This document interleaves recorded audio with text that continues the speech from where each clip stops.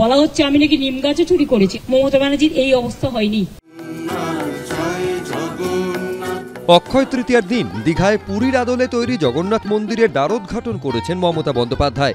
সমস্ত বিষয়টি পরিচালনা দায়িত্বে ছিলেন পুরীর রাজেশ দৈতাপতি। কিন্তু এবার সেই মন্দির নিয়েও তৈরি হলো বিতর্ক। অভিযোগ উঠেছে 2015 সালে পুরীতে নতুন বিগ্রহ তৈরির পর অবশিষ্ট যে কাঠ ছিল তা দীঘায় এনে নতুন জগন্নাথ মূর্তি তৈরি করা হয়েছে। এ নিয়ে পুরীর সিংহদ্বার থানায় জোড়া অভিযোগ দায়ের হয়েছে। জয়ন্ত দাস নামে এক ব্যক্তির অভিযোগে বলা হয়েছে, মন্দির প্রশাসন কমিটির অনুমতি ছাড়া পবিত্র দারুব্রহ্ম দীঘায় নিয়ে যান রাজেশ দৈতাপতি। রবিবার এ নিয়ে জরুরি বৈঠকে বসে পুরীর মন্দির কমিটি, যেখানে উপস্থিত ছিলেন রাজেশ দৈতাপতি। সূত্রের খবর, দীঘায় দারুব্রহ্ম স্থাপনের বিষয়টি নাকি পুরোপুরি অস্বীকার করেছেন রাজেশ দৈতাপতি। তিনি দাবি করেছেন, মমতা বন্দ্যোপাধ্যায়ের আমন্ত্রণে তিনি মন্দির উদ্বোধনে দীঘায় গিয়েছিলেন।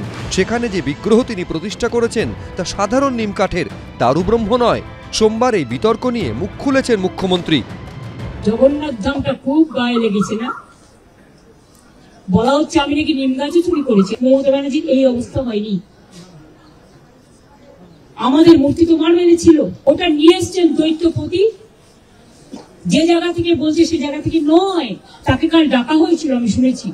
তিনি স্ট্রেট বলে দিয়েছেন, না তোমরা যেটা বলছো সেটা নয়, এটা আমি আমার নিজে অন্য জায়গা থেকে করেছি। আমি শুনেছি তাকে আবার কোশ্চেন করা হয়েছে, তুমি কেন পুজো করতে গেছিলে? নোটিফিকেশন দিয়েছে কেউ যাবে না জগন্নাথ ধামে। এত গায়ে লাগছে কেন? আমরা তো সবাই পুরীতে যাই, কই আমরা তো এই কোশ্চেন করি না। Whatever she has done, it's not ethical. It is affecting the religious sentiment of people of India and people of Odisha. So whatever she is telling, it is not true. BJP is no way involved in this. It is the sentiment of the people basing on which we are acting upon, and whatever needs to be done, we will be doing that also. যদিও ওড়িশা মন্দির কর্তৃপক্ষের তরফে পুরীর জগন্নাথ মন্দিরের সেবায়েত Rajesh দৈতাপতিকে show cause করা হয়েছে। নোটিশে বলা হয়েছে 7 দিনের মধ্যে জবাব দিতে হবে তাকে। জবাব সন্তোষজনক না হলে জগন্নাথ মন্দির আইন 1955 অনুসারে কঠোর পদক্ষেপ নেওয়া হবে।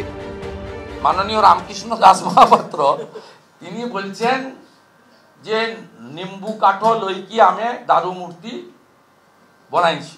বলার পরে যখন উড়িষ্যা সরকার চেপে ধরেছে, কমিশন বসেছে, সেখানে উনি বলেছেন যে না আমি কোনো কাঠ নিয়ে যাইনি। তা মিথ্যা কথাটা তো বলেছেন রামকৃষ্ণ দাস মহাপাত্র, নিক নেম রাজেশ দৈতাপতি। এই উত্তর তো রামকৃষ্ণ দাস মহাপাত্রকে, আর রামকৃষ্ণ দাস মহাপাত্রকে যিনি এনেছেন মমতা ব্যানার্জি, তাকে উত্তর দিতে হবে।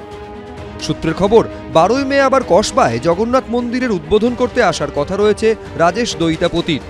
অর্ণব মুখোপাধ্যায়, দীপক ঘোষ, সুদীপ্ত আচার্য, এবিপি আনন্দ।